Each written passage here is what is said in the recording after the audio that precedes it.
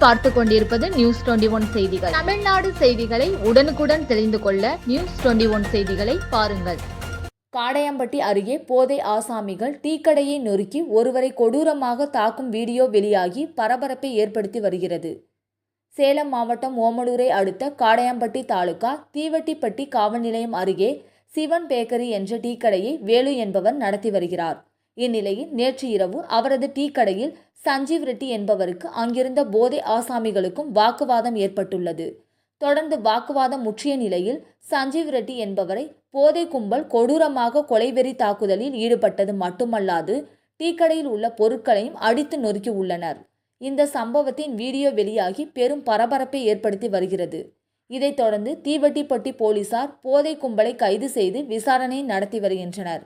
இந்த தாக்குதலில் காயம் ஏற்பட்டு ஓமலூர் மருத்துவமனையில் சிகிச்சை பெற்று வரும் சஞ்சீவ் ரெட்டி கொடுத்த புகாரின் பேரில் சந்துரு, நாகராஜ், ராம், செல்லத்துறை ஆகிய 4 பேரை தீவட்டி போலீசார் கைது செய்து சிறையில் அடைத்தனர்.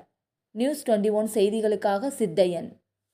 ராணிப்பேட்டை மாவட்டம் ஆற்காடு பேருந்து நிலையத்தில் மாதந்தோறும் பௌர்ணமி அன்று அன்னதானம் வழங்கி வரும் Sri Jothilingeswarar சிவனடியா Seva public charitable trust பல்வேறு ஆன்மீக பணிகள், பள்ளி மாணவ மாணவிகளுக்கு உதவி செய்தல், மரம் நடுதல், இரத்த தான முகாம் நடத்துதல், மருத்துவ முகாம் நடத்துதல், துப்புரவு பணியாளர்களுக்கு நலத்திட்ட உதவிகள் வழங்குதல் போன்ற எண்ணற்ற பொது சேவை பணிகளை செய்து வருகின்றனர். இதில் உதவி செய்ய விருப்பமுள்ளவர்கள் தொடர்பு கொள்ளவும். நிறுவன தலைவர் ஜெய் மாருதி சரவணன், எண் 3, ராஜ முதலியார் தெரு, ஆற்காடு, ராணிப்பேட்டை மாவட்டம்.